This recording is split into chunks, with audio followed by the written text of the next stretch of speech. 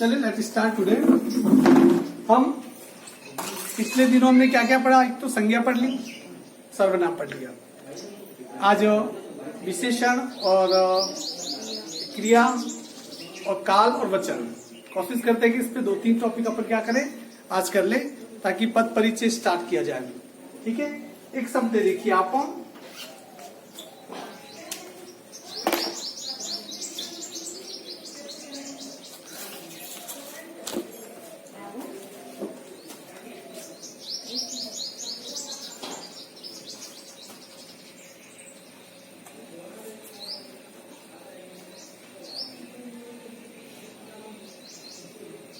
हाँ देखिए, सबसे पहले एक शब्द है विशेषण। बताइए विशेषण से क्या तात्पर्य है? इसकी परिभाषा क्या हो जाएगी? संज्ञा एवं सर्वनाम पदों की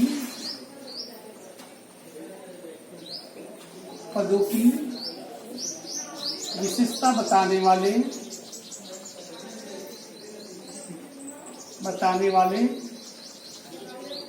शब्दों को क्या कहते हैं? शब्दों को विशेषण कहते हैं। अब थोड़ा इस चीज को समझ लेना है, ये परिभाषा आपको याद है, और सबसे बड़ी समस्या है कि कौन सा विशेषण है, इसके अलग अलग क्या होते हैं, भेद होते हैं, वो बड़ी बात है। पहले इस परिभाषा को हम क्या करते हैं थोड़ा एक्सप्लेन कर लूं मैं। संज्ञा एवं सर्वनाम शब्दों की विशेषता बताने वाले शब्दों को क्या कहते हैं? विशेषण कहते हैं। जैसे संज्ञा शब्द, उदाहरण देखिए इसे, हिमालय ऊंचा है, हिमालय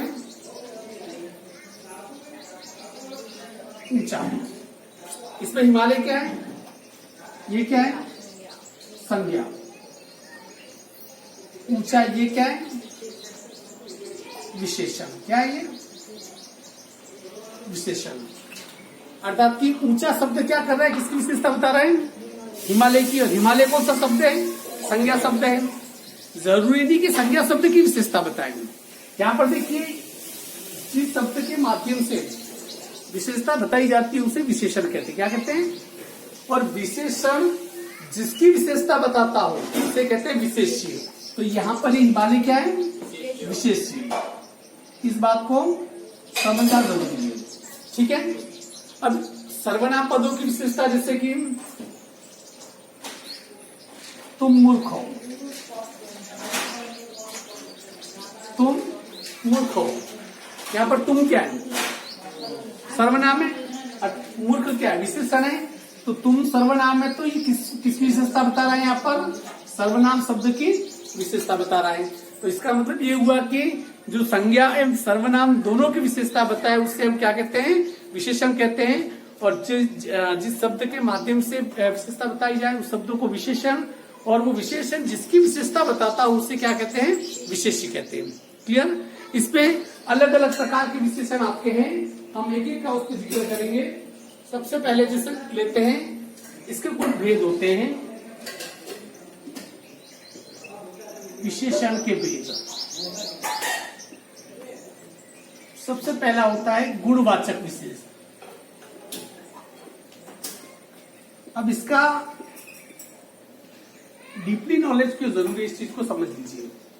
इसका डीपली नॉलेज सिर्फ इसलिए जरूरी है क्योंकि आपको वहां पर जैसे कोई वाक्य दे देगा, क्या करेगा वो? कोई वाक्य दे देगा, वाक्य में आप लिखो, आपको पता तो चल जाएगा विशेषण है, पर आप लिख दोगे विशेषण। जैसे किसी शब्द में जैसे मूर्ख है, तुम लिखोगे विशेषण, पर कौन सा विशेषण है ये नहीं लिखोगे तो आपको उसकी फिर मार्किंग वो नहीं करेगा, वो आपको नंबर नहीं देगा। यहां पर देखिए, सबसे पहले गुणवाचक विशेषण, जैसे कि इसके नाम से जाहिर है। क्या मतलब हुआ गुणवाचक विशेषण? अर्थात कि किसी संज्ञा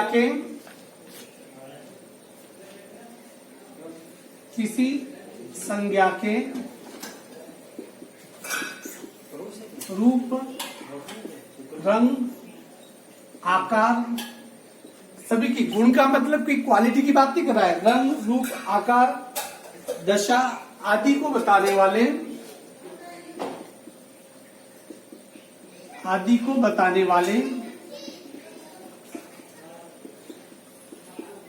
वाले शब्दों को क्या कहते हैं? शब्दों को गुणवाचक विशेषण कहते हैं। इसके चलो मुझे आप ही थोड़े उदाहरण बता दो। मुझे क्या करो, थोड़े इसमें आप ही उदाहरण बता दो। हाँ, जैसे इसके कुछ उदाहरण बताओ, जैसे आपने इसके बताओ। जैसे कि आम खट्टा है,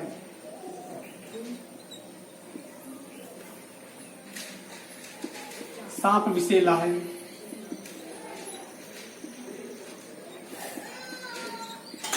इस प्रकार से कोई भी वाक्य जिसे किसी संज्ञा सर्वनाम के रंग रूप आकार दशा दिशा इनको लेकर विशेषता बताई जाए, वो कौन सा विशेषण होता है? गुणवाचक विशेषण। क्लियर? इसी प्रकार जो दूसरे नंबर पे फिर इसी प्रकार विशेषण है जिसे कहते हैं कि संख्यावाचक विशेषण। संख्यावाचक विशेषण इसे क्या समझ लीजिए, ये विशेषण कभी कभी इसके आइडेंटिफाई करना मुश्किल हो जाता है।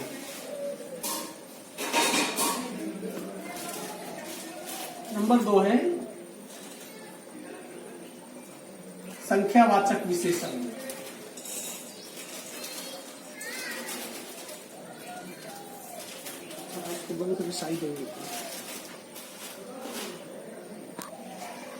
हाँ, संख्यावाचक विशेषण किसे कहते हैं?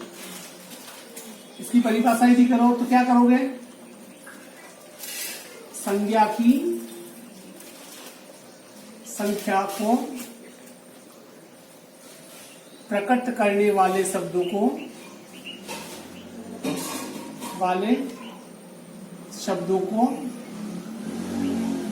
क्या कहते हैं? संख्यावाचक विशेषण। संख्यावाचक विशेषण कहते हैं।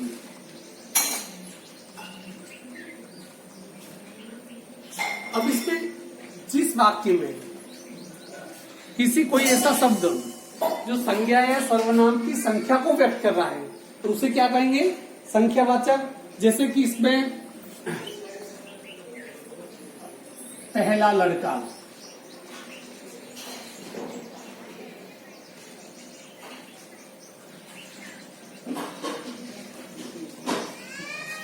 अंतिम गली।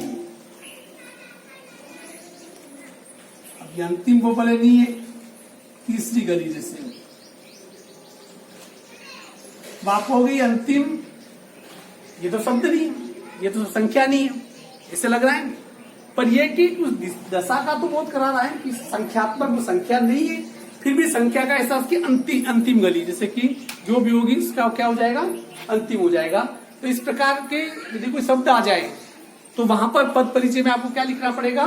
संख्यावाचक विशेषण। संख्यावाचक विशेषण के बाद है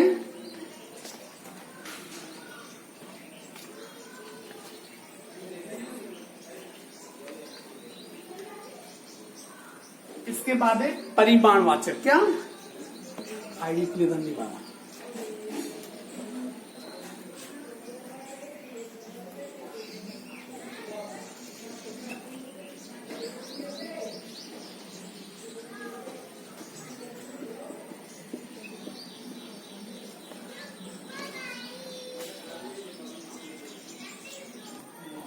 हाँ, अब देखिए परिमाणवाचक विशेषण।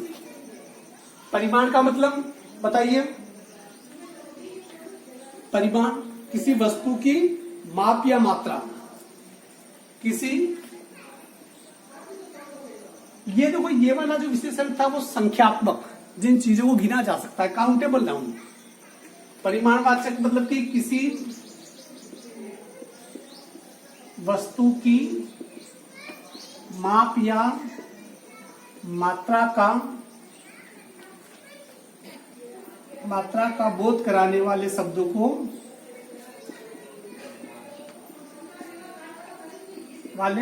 शब्द आप पूरा लिखना कि उन शब्दों को क्या कहते हैं? परिमाणवाचक विशेषण कहते हैं। जैसे कि मात्रात्मक शब्द थोड़ा पानी। थोड़ा पानी क्या है, कौन सा है मात्रात्मक? जैसे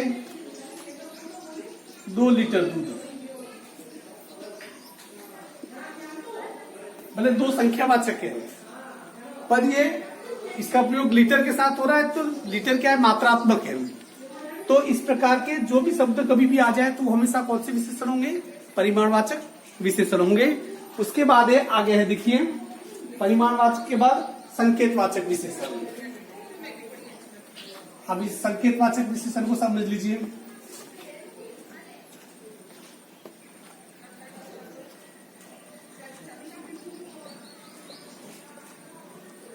संकेतवाचक विशेषण, संकेतवाचक विशेषण से क्या तात्पर्य समझ लीजिए। किसी संज्ञा या सर्वनाम की तरफ संकेत करने वाले, किसी संज्ञा या सर्वनाम की तरफ संकेत करने वाले शब्दों को संकेतवाचक विशेषण कहते हैं। जैसे देखिए, इन विशेषणों को सार्वनामिक विशेषण भी कहते हैं। एक शब्द आएगा सार्वनामिक विशेषण। संकेतवाचक, इसका सीधा अर्थ होता है कि संज्ञा एवं सर्वनाम शब्दों की तरफ संकेत करने वाले शब्दों।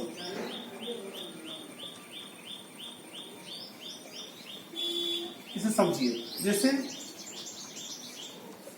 यह लड़का,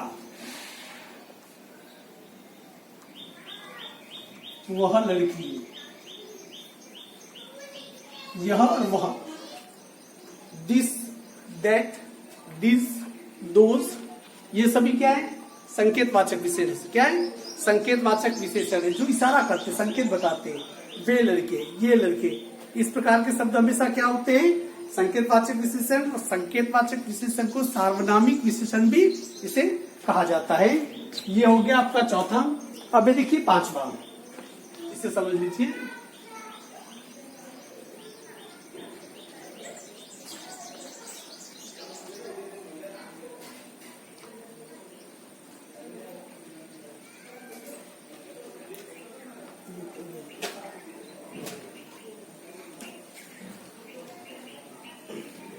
ये जो संकेतवाचक विशेषण है, इसे सार्वनामिक विशेषण करके इससे अलग से टॉपिक दिया है, वो करने की हमें जरूरत है नहीं।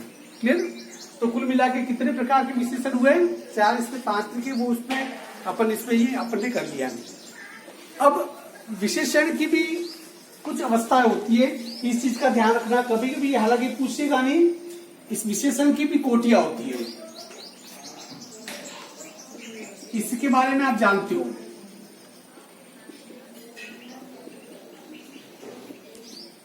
विशेषण की कोटियां मतलब इसके 3 स्तर होते हैं। इंग्लिश में तो मुझे पता है, जैसे कि उच्च, उच्चतर,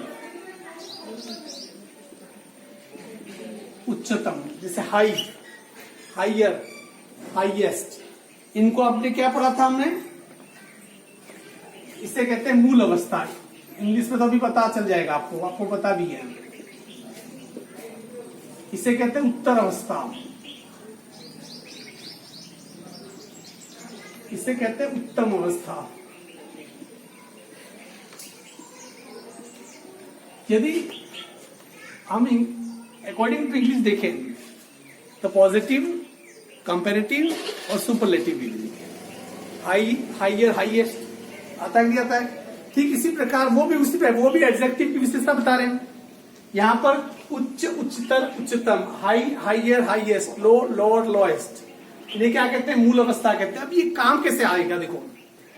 अब यदि वह सर्वश्रेष्ठ लड़का है, सर्वश्रेष्ठ क्या है, विशेषण है। आप विशेषण लिखोगे, जिसे विशेषण में यदि आप में से किसी लड़के ने ये लिख दिया कि विशेषण उत्तमावस्था, विशेषण करके और कोष्टक में क्या लिख दिया, उत्तमावस्था को सर्वश्रेष्ठ या श्रेष्ठतम उत्तमावस्था यू लिख दिया, तो एग्जामिनर सोचेगा कि यार इस बच्चे को हिंदी का कितना डीपली नॉलेज है। उस समय इंप्रेस करने के लिए चीजें क्या हो सकती है, ये काम आ सकती है। ये तो था हमारा विशेषण का टॉपिक। अब इसके बाद जो नया टॉपिक लेता हूं वो टॉपिक है जिसके बारे में आपने पढ़ भी लिया होगा, पहले जानते भी होंगे, पर उसका भी आपको आधा अधूरा नॉलेज है। चलिए अपन उसकी बात करते हैं। अपन एक तो सबसे पहले विशेषण के बाद क्रिया, सब जानते हैं इसके बारे में। मैं पर आपको कहूं कि क्रिया की परिभाषा बताओ, एग्जैक्ट अभी भी कोई नहीं बता सकता है। बताइए, चलो क्रिया की परिभाषा बताइए।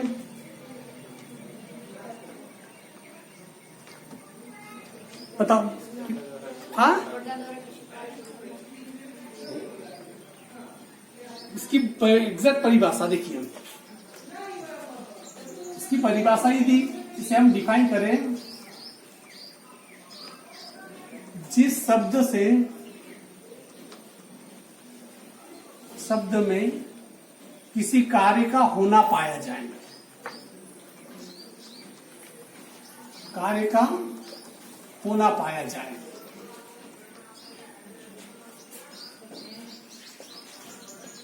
उसे क्या कहते हैं? उसे हम क्रिया कहते हैं।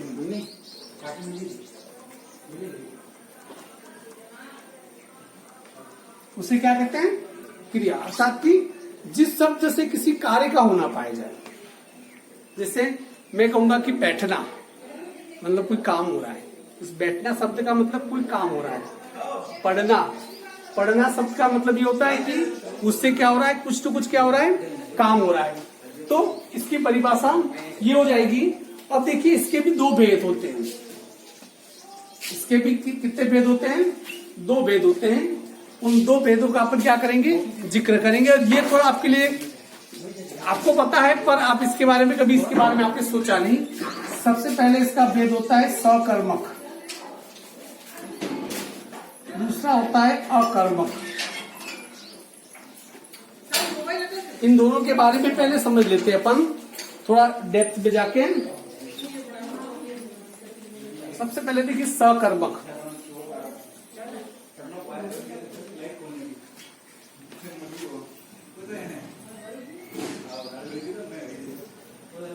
जैसे कि नाम से चाहिए इस पे पता चला, सकर्मक अर्थात कि जिसके साथ उसका, जिस क्रिया के साथ उसका क्या हो, कर्म भी हो। सब मतलब उसके साथ, अर्थात कि जिस वाक्य में उस किसी क्रिया का कर्म भी हो उसे सकर्मक कहते हैं।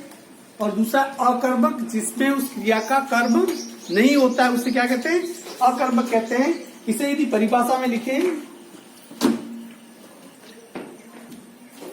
जिसमें किसी क्रिया का प्रभाव कर्ता के अतिरिक्त, किसके? कर्ता के अतिरिक्त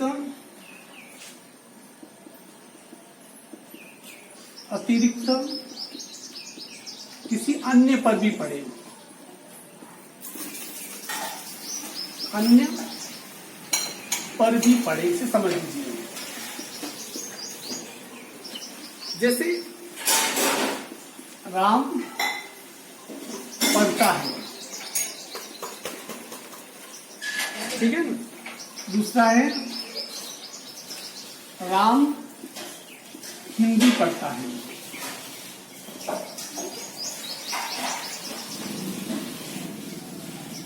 इनमें फर्क देखिए, समझिए। राम पढ़ता है अर्थात कि यहां पर इस क्रिया का प्रभाव सिर्फ किस पे पड़ रहा है? राम के ऊपर ही। परंतु यहाँ पर राम हिंदी पढ़ता है, पढ़ता, इसका प्रभाव राम पे पड़ रहा है, पर इसके अलावा भी किसी और पे पड़ता है। क्या पड़ता है? हिंदी। अर्थात कि हिंदी क्या है? कर्म है। क्या ये क्या है? कर्म है। हिंदी क्या है? ये कर्म है। इसे समझना थोड़ा। अब किसी पर्टिकुलर किसी सेंटेंस में कर्म है नहीं है, या वो सेंटेंस सकर्मक है अकर्मक के, पता कैसे लगाओगे? आप कोई भी क्वेश्चन हो, उसकी क्रिया से सवाल कीजिए, क्या जवाब मिल जाए, उसका जवाब यदि सकारात्मक मिल जाए, हाँ में मिल जाए, तो इसका मतलब वो पॉजिटिव, वो क्या है? सकर्मक। कैसे? जैसे देखिए, राम हिंदी पढ़ता है, क्या पढ़ता है? हिंदी पढ़ता है, जवाब आया हिंदी, तो इसका मतलब ये कौन सा वाक्य है? सकर्मक। जिससे राम पढ़ता है, क्या पढ़ता है? कुछ भी जवाब नहीं मिला, ये इसका मतलब ये पढ़ता है कि ये अकर्मक क्रिया है। क्लियर? जैसे वह सोता है, इसमें प्रश्न पूछो क्या, क्यों, कैसे, कोई भी प्रश्न पूछो, जवाब कोई मिलेगा? नहीं मिलेगा। वह गहरी नींद सोता है, कैसे सोता है? गहरी, जवाब आया गहरा, इसका मतलब कि इस क्रिया का क्या है? कर्म है, ये सकर्मक क्रिया हुई। इसलिए सकर्मक है अकर्मक वो वाक्य, तो उसके लिए उनसे क्वेश्चन लगा के पूछिए। वह रहता है, कहाँ रहता है? कोई जवाब नहीं। वह टोकर में रहता है, कहाँ रहता है? टोकर में। तो इसका मतलब ये क्या है? सकर्मक है। क्लियर? अब इसका जो दूसरा भाग है वो है अकर्मक। जैसे कि नाम से जाहिर है कि जिस क्रिया का कोई कर्म नहीं होता है। अकर्मक जिस क्रिया का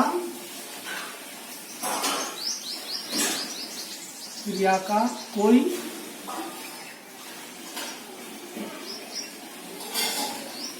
कर्म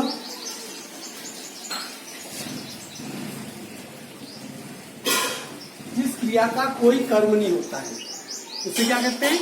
अकर्मक। जैसे मैंने बता दिया कि वह पढ़ता है, वह सोता है। ये इस क्रिया के दो प्रमुख भेद हैं। इसके अलावा भी कई बार क्या होते हैं कि इसके और भी कुछ भेद आ जाते हैं। इसे देख लीजिए, एक और शब्द आ जाता है द्विकर्मक क्रिया। एक सबसे पहले सकर्मक हो गया, अकर्मक, उसके बाद है द्विकर्मक क्रिया।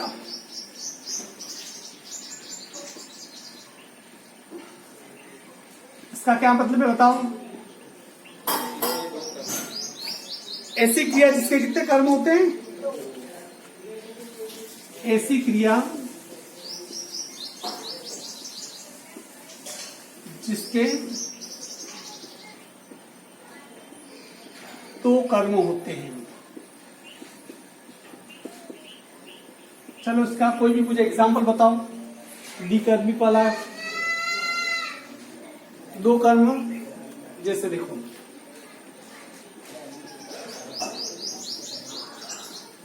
मां ने मुझे चप्पल से मारा।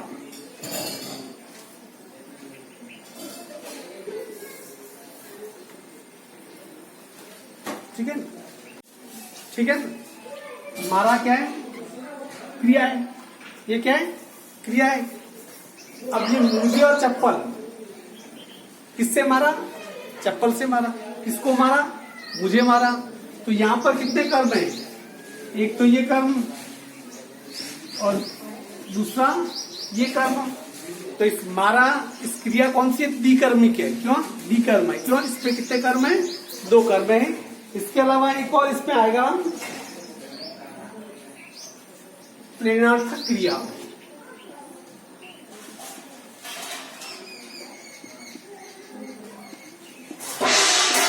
प्रेरणार्थक क्रिया, इसके बारे में जैसे कि मैं बता दूं आपको,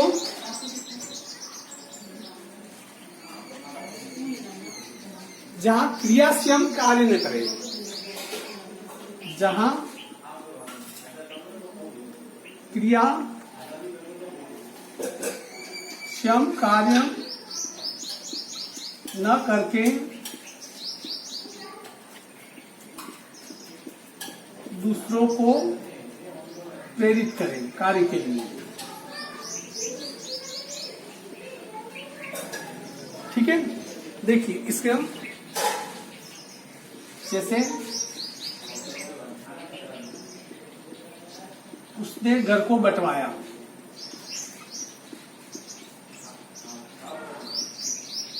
ये प्रेरणार्थक क्यों? देखो उसने खुद घर नहीं बांटा है, उसने नहीं बांटा, उसने दूसरों से बंटवा दिया। जैसे जनरल डायर ने गोलियां चलवाई, जनरल डायर ने खुद गोली नहीं चलाई, उसने क्या किया? दूसरों से क्या किया? गोलियां चलवाई। तो ये है प्रेरणार्थक क्रिया। तो क्रिया इसकी हमने परिभाषा देखी, इसके रूप होते हैं सकर्मक, अकर्मक, उसके बाद द्विकर्मक और लास्ट इसका कौन सा प्रेरणार्थक क्रिया। इसके कुल मिला के 4 भेद होते हैं, मूल रूप से 2 भेद होते हैं, बाकी 2 तो उसके क्या ये उपभेद है, पर आपको क्या करना है, ध्यान रखना है। चलिए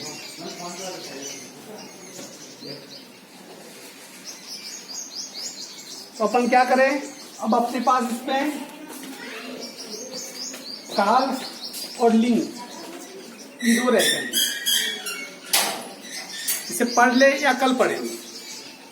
हाँ बोलो, या काल और लिंग के बारे में आप जानते हो तो फिर मैं नहीं पढ़ाऊं। इसमें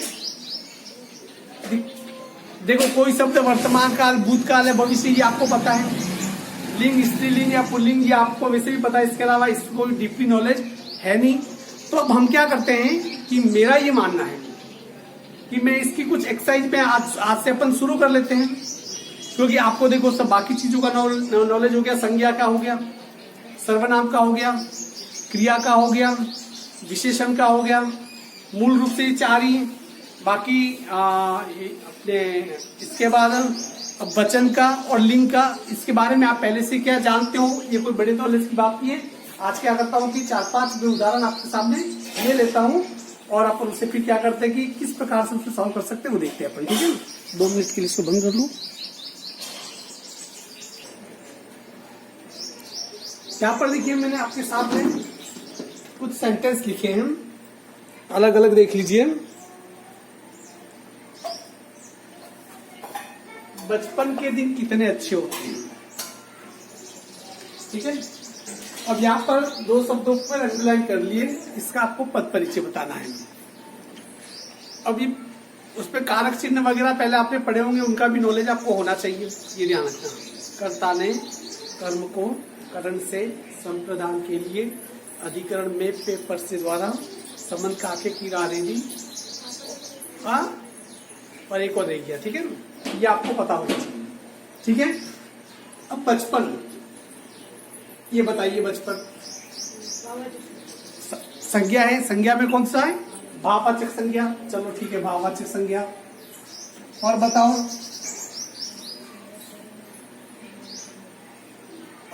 भाववाचक संज्ञा तो सर्वनाम तो हो ही नहीं सकती भी। अब बताओ इसके बाद ये हमें देखना हुआ ये शब्द स्त्रीलिंग है या पुल्लिंग। अब ये पता कैसे करोगे, इसलिए उस बचपन को छेड़ के देखो, बचपन गया या बचपन गई। अपन कहते हैं उसका बचपन चला गया, इससे बता बचपन गया इस्तेमाल करते, बचपन गई नहीं करते इस्तेमाल। तो यहाँ पर इसका मतलब कौन सा है, ये पुल्लिंग। अब बताओ एक वचन है या बहुवचन। हाँ, एक वचन है या बहुवचन, वापस देखो।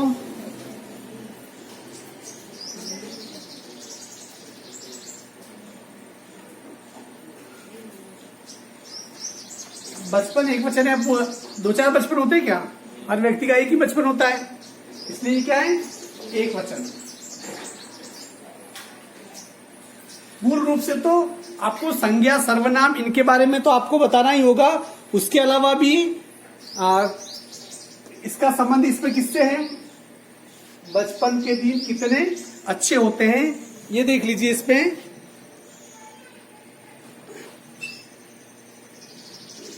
इसमें कोई कारक है, कौन सा, के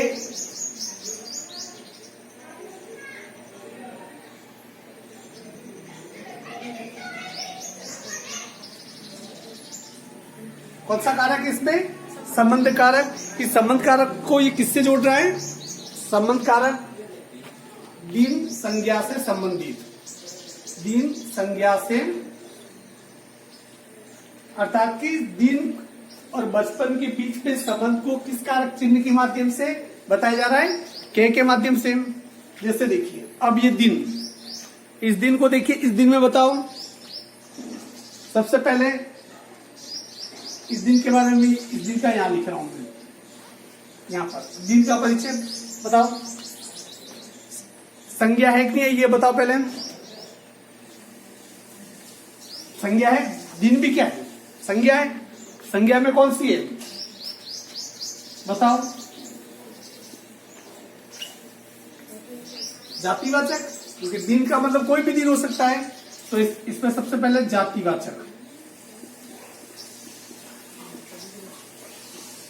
एक परिचय ये हो गया। इसका दूसरा परिचय बताओ। एक जातिवाचक संज्ञा, दूसरा एक वचन या बहुवचन, क्योंकि 3 है तो इसका मतलब क्या है? बहुवचन।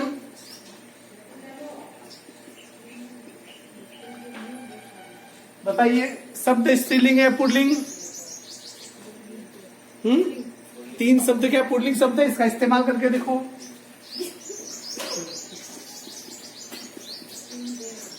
पुल्लिंग।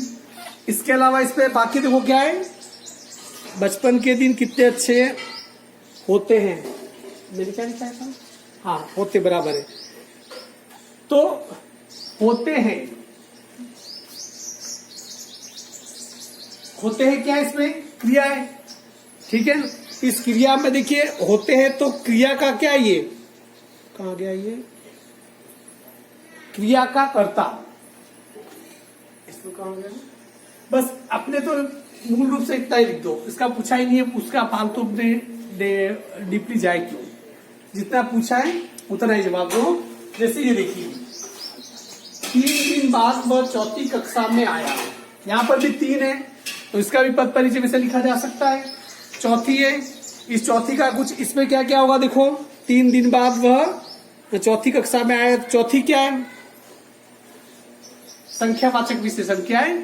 संख्यावाचक विशेषण। एक वचन है बहुवचन? चौथी नहीं, एक वचन है। कोई क्लास, चौथी क्लास की बात कर रहा है, इसलिए क्या है? एक वचन है। स्त्रीलिंग है पुल्लिंग? चौथी शब्द देखो, वैसे जाहिर है कि चौथी शब्द तो स्त्रीलिंग है, ठीक है ना? कौन सा शब्द है? स्त्रीलिंग। तो ये आपको आइडेंटिफिकेशन होना चाहिए, जिससे शिक्षक ने छात्र से पाठ पढ़वाया, ठीक है। यहां पर शिक्षक क्या है? सबसे पहले देखिए शिक्षक क्या है? व्यक्तिवाचक संज्ञा। एक वचन है बहुवचन, ये बताओ। एक तो बहुत बातें लिखी, पर एक वचन है बहुवचन है। पहले इनका देखो जिक्र, फिर कौन सी क्रिया है इसमें? ये प्रेरणार्थक क्रिया।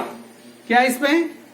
जो शिक्षक है प्रेरणार्थक क्रिया करवा रहा है। ये यहाँ पर ये जैसे कि पढ़वाया, यदि पूछा जाए, मेरे शिक्षक का नहीं पढ़वाया, मैं शिक्षक को लेके बैठ गया जबकि लिखा है था मैंने पढ़वाया, बताओ क्या है? ये क्रिया है। क्रिया में भी कौन सी क्रिया है? प्रेरणार्थक क्रिया है। प्रेरणार्थक क्यों है बताओ? क्योंकि वो खुद नहीं करके दूसरों को काम करवा रहा है। अब बार बताइए, सकर्मक या अकर्मक? सकर्मक, क्योंकि शिक्षक ने छात्र से किसको पढ़ाया? छात्र से। क्या पढ़ाया? पाठ पढ़ाया। तो इसका मतलब क्या है? ये सकर्मक क्रिया है। इसके अलावा इसमें काल कौन सा है? भूतकाल। पढ़वाया मतलब काम खत्म हो गया, ये भूतकाल। तो आपको क्या करना है? इन सब के इसी प्रकार से आपको पद परिचय मुझे करके देने हैं। अब आपको जो होमवर्क होगा वो इस वीडियो में कहीं पर भी 1 मिनट का वीडियो में होमवर्क किसी कागज पे लिख के 1 मिनट का वीडियो बना के मैं उसके अंदर कनेक्ट कर दूंगा। तो आपको ढूंढना पड़ेगा उस वीडियो को देख के कि होमवर्क मैंने क्या दिया है। बाकी न तो मैं कोई फोटो भेजूंगा न कुछ नहीं। थोड़ी पढ़ना है तो थोड़ी तुम्हारी भी गरज होनी चाहिए, तुम्हारी भी थोड़ी क्या होनी चाहिए? मेहनत होनी चाहिए, ताकि हम दोनों का काम आराम से निकल जाए। ठीक है, चलिए।